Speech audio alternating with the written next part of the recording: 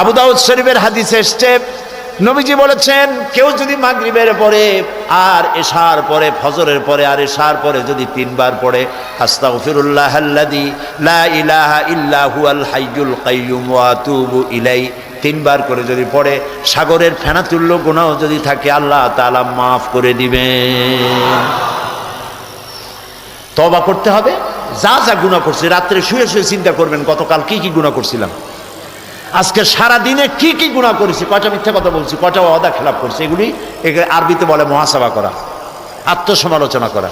আর নিয়ত করবেন আল্লাহ আগামীকাল এই সব গুনাহ আর করব না, তাহলে আল্লাহ তাআলা গুনাহ মাফ করবেন। বলেন আলহামদুলিল্লাহ।